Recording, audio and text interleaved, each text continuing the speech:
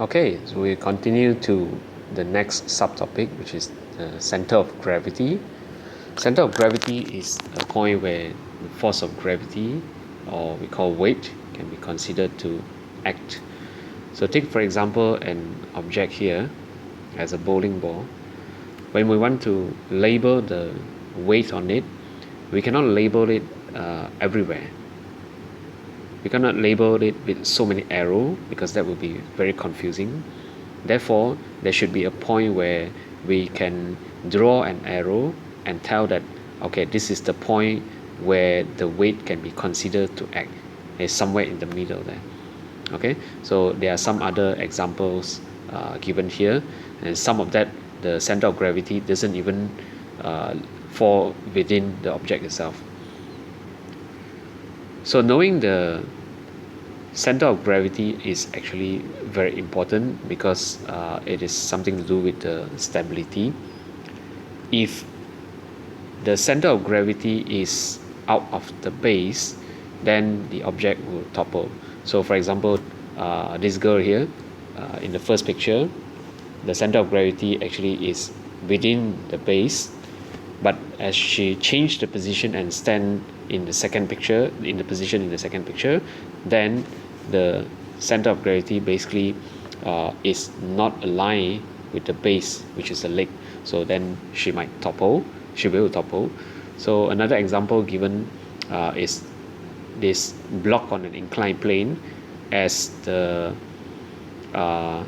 plane is increased in this angle, then at a point where the weight or the arrow of the weight is out of the base, so now the weight is here indicated by the pendulum, so it's already out of the base, so therefore it will topple.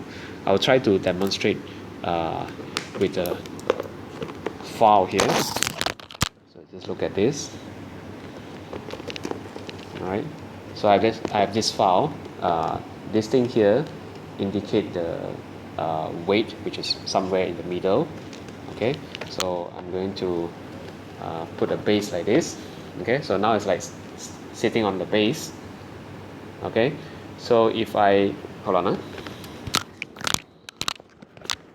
So if I start to raise it, as in I raise like this, I'm going to make it topple to the other side, which at the end will topple here. So but here, as you can see, the base touching here, the weight is still within the base, which is here. Then you observe the motion of the tape, which represent the weight. So as you go over that point, now still not yet, it's almost there. Okay, so you can see that as it roll over to the other side, or it move to the other side of the supporting point, it will start to topple, and I have to hold it. Alright, so that's the concept here. So other example is like car. It's very important that their stability is taken into account, because as you go fast or go through slope or go through some inclined plane, then it might topple very easily. So another example is like the double-decker bus. So it's quite dangerous that they have to design in such a way that the center of gravity is low. So other example is like hypercars or sport car, where they need to move very fast, so they are usually very low. So you can't even see them sometimes when you're driving on an SUV or a vehicle that's very high, because they are designed to be stick to the ground, so-called. So here are some picture demonstrating that if you are not careful with the center of gravity, or we call balancing, then you might have disaster like that.